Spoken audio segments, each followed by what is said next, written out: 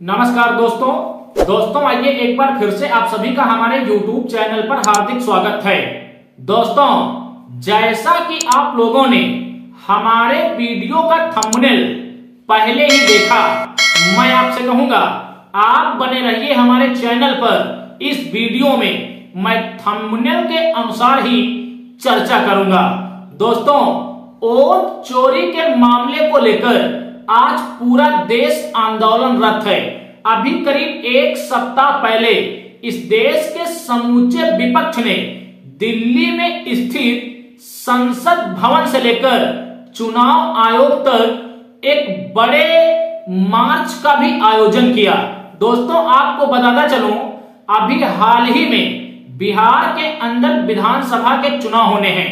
इसी चुनाव को देखते हुए नेता प्रतिपक्ष राहुल गांधी ने यह ऐलान किया है कि बिहार के अंदर इंडिया गठबंधन कांग्रेस के नेतृत्व में बहुत ही जल्द वोट का अधिकार बचाओ यात्रा शुरू करेगी।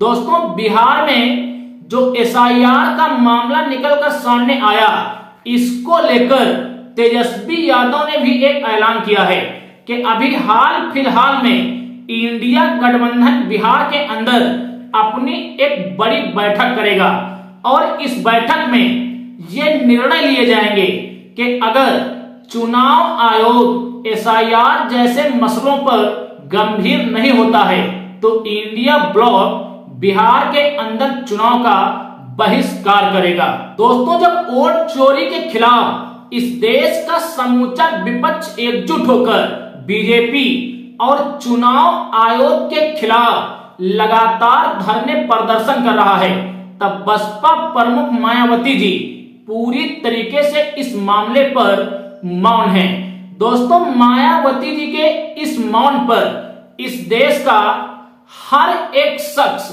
ये सवाल खड़ा कर रहा है कि आखिर बसपा प्रमुख मायावती जी वोट चोरी के मामले में कुछ बोल क्यों नहीं रहे हैं।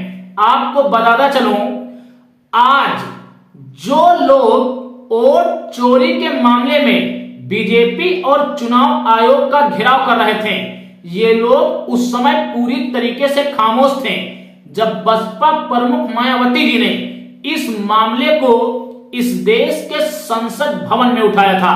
दोस्तों, पहले आप देखते चलिए बसपा प्रमुख मायावती का वो वीडियो, उसके बाद हम आगे की शेष चर्चा करेंगे। संसद और विधानसभाओं में जो लोग चुनकर आते हैं वो जनता की पसंद के होने चाहिए।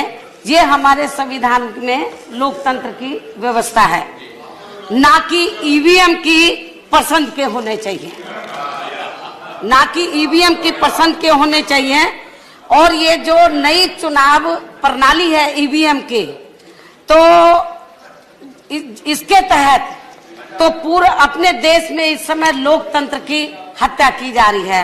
सत्ता पक्ष के लोग, माननीय उपसभापति जी, प्लीज रिक्वेस्ट है, माननीय उपसभापति जी, जब माननीय उपसभापति जी, जब कांग्रेस पार्टी सत्ता में थी, सेंटर में थी, तो उस समय भारतीय जनता पार्टी के लोग, इनके वरिष्ठ नेता लोग ये कहते थे कि ये जो नई प्रणाली है ईवीएम की, तो ये इससे फ्री एंड फेयर इलेक्शन नहीं हो सकता है। पुरानी जो व्यवस्था है बैलेट पेपर की, वो सही व्यवस्था, ये लागू होना चाहिए। जब कांग्रेस वाले लोग पावर में थे, लेकिन अब कांग्रेस वाले लोग विपक्ष में है, आप सुनिए, बीजेपी के लोग पक्ष में, सत्ता में है। मायावती जी, अब सुनिए, अब बीजेपी के लोग कहते हैं कि जो बैलेट पेपर वाली व्यवस्था वो सही नहीं है, ईवीएम की व्यवस्था सही है। ये क्या चल रहा है लोग? सुनिए, ये मजाक चल रहा है। आप जरा सुनिए, सभापति जी, मैं कहना चाहती हूँ, उत्तर प्रदेश, आप जरा सुनिए, उत्तराखंड में जो चुनाव हुआ है, आप जरा सुनिए, गड़बड़ी की गई है, मेरे को जरा सुनिए, की हत्या की गई है मेरे को। दोस्तों, आप लोगों ने बसपा प्रमुख मायावती जी के इस बयान को सुना। दोस्तों, 2017 के विधानसभा चुनाव में जब बसपा प्रमुख मायावती जी की हार हुई, तो चुनावी नतीजों के दौरान ही मायावती जी ने ईवीएम और वोट चोरी के मुद्दे को बहुत ही गर्मजोशी के साथ उठाया था, लेकिन ये उस समय की विडंबना थी कि बसपा प्रमुख मायावती जी के अतिरिक्त विपक्ष में बैठे किसी भी नेता ने मायावती जी का समर्थन नहीं किया और वोट चोरी के प्रकरण पर सभी मौन थे। दोस्तों, आज इस देश के अंदर विपक्ष के नेता जिस मुद्दे पर उछल कूद कर रहे हैं, उस मुद्दे को बसपा प्रमुख मायावती जी ने आज से करीब 10 साल पहले उठाया था। दोस्तों, मायावती जी के ये स्टेटमेंट आज इस बात को साबित कर रहे हैं कि मायावती जी इस देश की एक दूरदर्शी नेता हैं। दोस्तों, मायावती जी ने सिर्फ संसद भवन के अंदर ही इन मुद्दों को नहीं उठाया, बल्कि 2017 के चुनाव नतीजों के दौरान ही उन्होंने एक प्रेस कॉन्फ्रेंस की। अपनी प्रेस कॉन्फ्रेंस के दौरान बसपा प्रमुख मायावती जी क्या कुछ बोली, आप उनके एक छोटे से वीडियो को और सुनते चलिए।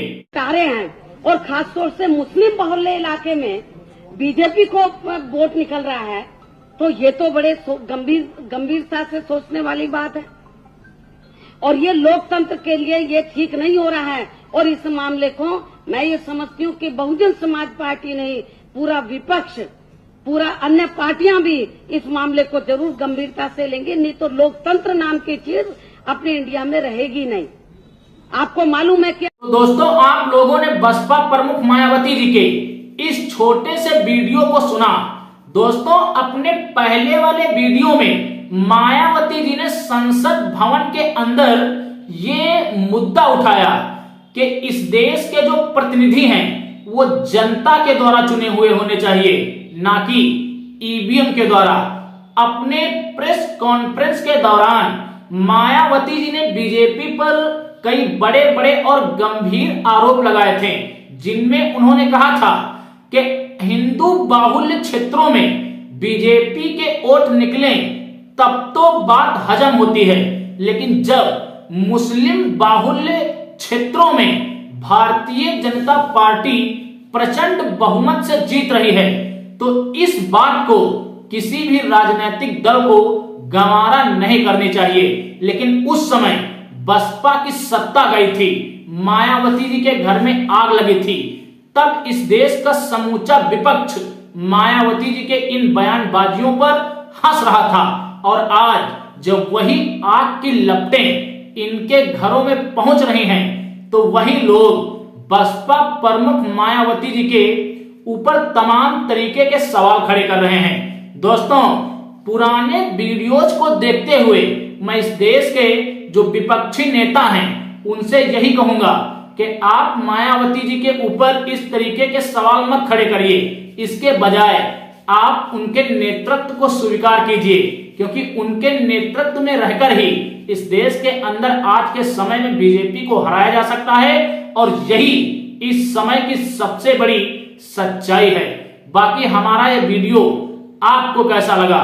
अगर वीडियो पसंद आया है तो वीडियो को लाइक करें और कमेंट्स में अपनी प्रतिक्रिया जरूर दें कि क्या वास्तव में बहन मायावती जी एक दूरदृष्टि नेता हैं? क्या वास्तव में आज बीजेपी के खिलाफ मायावती जी के नेतृत्व की आवश्यकता है? मिलेंगे एक अगले वीडियो में एक अगले मुद्दे के साथ। तब तक के लिए आप सभी को मेरा सादर जय हिंद, जय भारत, जय संविधान।